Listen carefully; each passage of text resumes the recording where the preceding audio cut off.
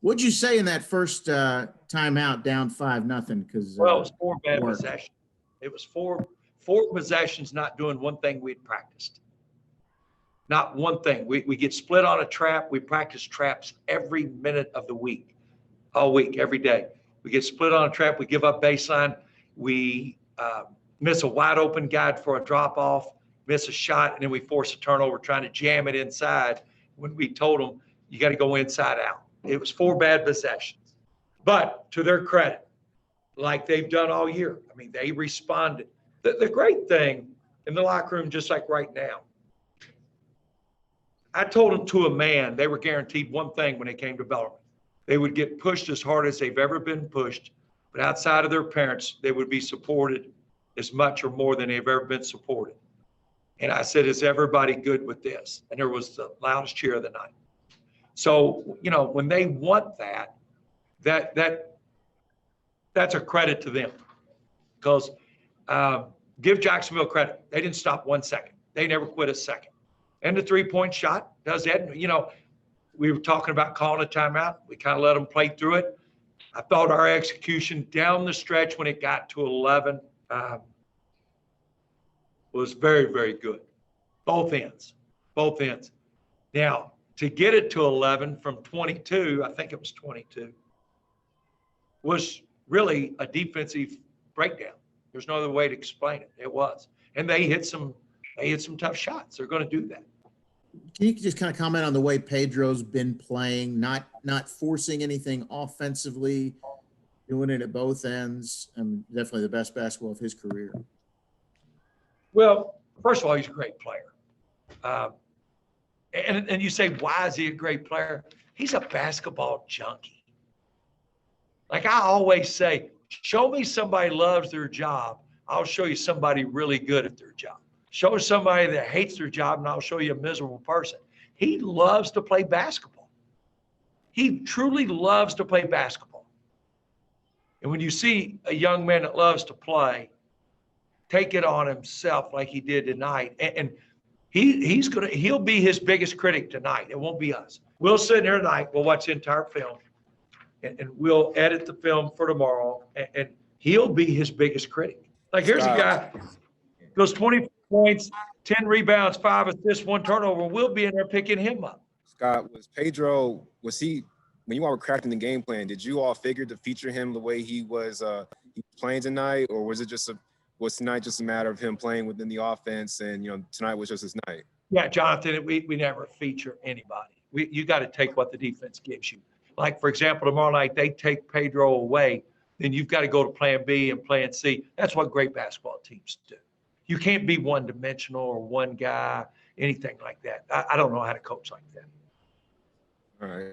Well, defensively, I know you said, you know, you were not pleased that they let the Dolphins kind of get into a little bit, but despite that, you know, you all hold their big gun to pretty much neutralize him. I think everyone else, they didn't really get into double figures till like a good way into the second half. You know, you talked about how dynamic this team was. What was kind of the thought as you all were thinking of a defensive game plan against them, and what did you see out there with the Knights executing tonight to kind of hold them in check the way they did? Well, we did a great job initially on the inside. In the second half, we didn't do a great job. I mean, they shot 52% the second half. I mean, we did not do a great job the second half defensively. And the breakdown was, you know, we tend to get a little too extended instead of starting tight and then starting tight and defending inside out. We got hung on the perimeter. I don't know if their three-point shooting did that or not, but, you know, there's too many threes off the catch and not off the bounce. The film won't lie. Scotty, Fred Calgill, just some thoughts about, you know, you're 7 games left in the regular season. You're in first place, 7-game winning streak. You got to feel good about where you are and the traction you guys have had in the last couple of weeks. I love it. I mean, I'm not going to deny that. I love it. But that being said, they know the biggest game of the year is that first 4 minutes tomorrow. But I love it. I mean, every one of these games are tough. I don't care what the score is. I know how tough they are. You got kids drawing charges, diving on loose balls. I mean, sprinting the floor. I mean, it's not easy. But from me, you asked me, Fred, I love it. I do. And you said, you got to be happy. I am. I'm busting at the seams with pride. I'm around them every day. I'm around them every day. North Alabama is going to lose tonight. You're going to be alone in first place in the ASUN after 9 games. I know you kind of mentioned it earlier this week where Doug asked you, you're the ultimate. I mean, but this is beyond anybody's expectations. We already knew the score. Look, I don't BS you guys. We already knew the score in the locker room. We knew they were way behind. And we looked them right in the eye and said, that doesn't matter. It doesn't change one thing tomorrow. Not one thing. What are they going to do? Give you a trophy for winning the league on February the 5th? We addressed it. We talked about it.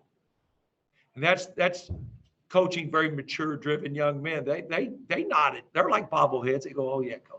That won't score 1 point for you tomorrow. Won't get 1 rebound or 1 defensive stop.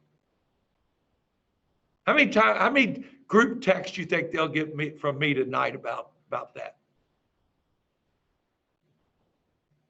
There'll be several, trust me. Will I worry about it all night? Yes, absolutely. Oh, they probably got, knowing them, they probably got the North Alabama game on in there right now. When we beat Kennesaw last Friday night going to the hotel, I mean, every device was going, laptops, phones, till we finally put it on the thing and we all watched it. How much does that experience last weekend where you have a blowout win and come back and your life and death stay with them? That it kind of keeps their attention. Eric, they brought it up. I didn't. They brought it up. And the greatest thing, it comes from within. They brought that up. That very thing, they brought it up. Oh, I'm not saying I wasn't going to, but they beat me to it. They brought it up. I'll tell you what, one thing we talked about in the locker room. After the Notre Dame game, we were driving it back, and Dylan Penn and I had a long talk about living. Y'all have heard me already say this, that you can't live in that world saying you could have. Because if you could have, then you should have when the opportunity presented itself. And Dylan took over in that locker room and said that. Ask him about it. He's coming out here. Ask him. See, that's coming from within. It's much more genuine than me pointing out Kennesaw the second half. They did that. They did that. Dylan, congrats on the win tonight. When I was looking at, you all's prep looking at you all's opponent for this week, Jacksonville presented a lot of challenges, not just with Dontarius, but with other guys who were capable of putting it in the basket. Did anything out there, I guess, surprise you all in terms of or was there anything out there that was surprising once the game kind of started for you all? Anything that you all didn't expect or anything like that? I don't think anything really surprised us schematically. We usually have a pretty good scout. When you have guys like that, it's really hard to, simulate what they're able to do in practice. So you don't really have a real feel for how good they are or how big or strong they are until the game starts. But I think we adjusted really well, really early as far as that goes. All right. They had a team that was capable of, a lot of guys capable of lighting up quickly, but defensively you all held, none of them were scored in the double digits until well into the second half. I guess what was kind of the talk amongst you all in terms of how you all were going to defend them, and then I guess what was it like out there tonight, just making sure that the shooters didn't get set up and just everything that went into containing them the way you all did? We watched film from earlier this year, and we've really drilled how well we stick in gaps and how to adjust and get back to shooters. And I feel like we took a huge step forward this week in practice, and I feel like it showed in the game today. All right, and your teammate Pedro, he went off tonight, 24 points. Not sure if that's a season high for him, but he was it looked like he couldn't be stopped. I don't know, what was it?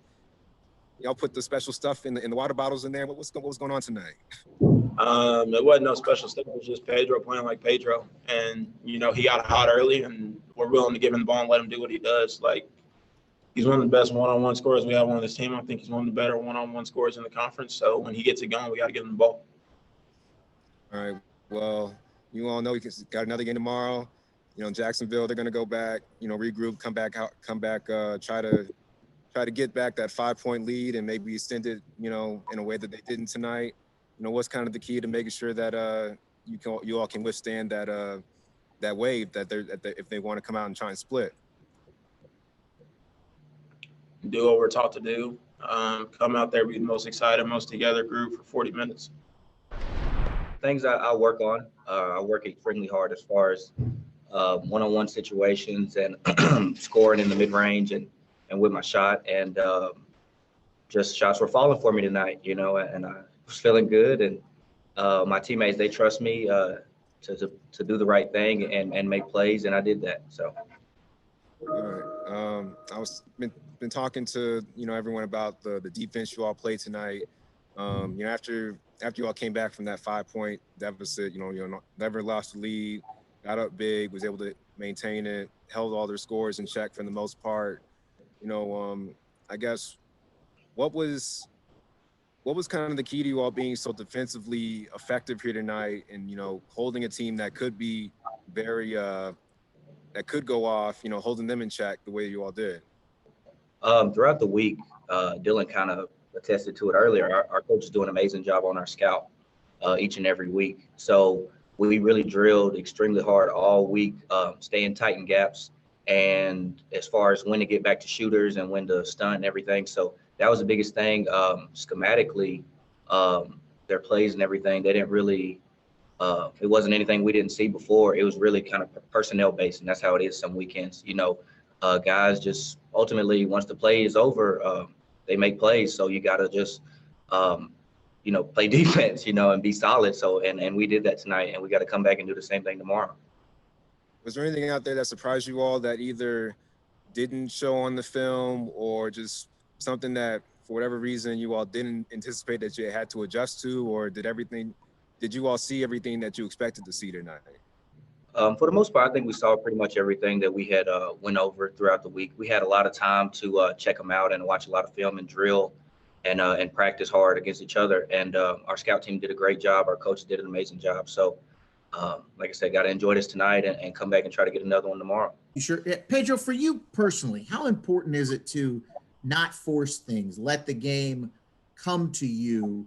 And it seems like the last couple of weeks, that's exactly what's happening. You've been playing your best basketball. I appreciate that. It's something that kind of came to me after, first off, when Coach D is yelling at you, screaming in your ear, and that helps out a lot, I promise you. But no, he pushes me extremely hard, and I try to just listen and focus on the message that he tells me. I love Coach D to death. I trust him. He trusts me. So the biggest thing with him and the other coaches was just not forcing things, moving the ball first and then trying to get into my scoring spots and scoring situations, and just trusting my team and just making the right plays at the end of the day. I was kind of going to go along the same lines, but, on different nights, different guys might get the looks depending on what the defense is doing. Did you have any notion that you might get open looks or looks like you were able to hit tonight? Not really. I just had a really good shoot around. So I guess that kind of helped out a little bit. But like I said, I work extremely hard as far as the one-on-one situations and the scoring situations and my shooting. So it just kind of paid off tonight. Are you guys getting more comfortable with Freedom Hall? I mean, I know it was tough coming in early. You didn't get to work out a lot there. You don't get to practice there every day, but is it starting to feel more like a home court?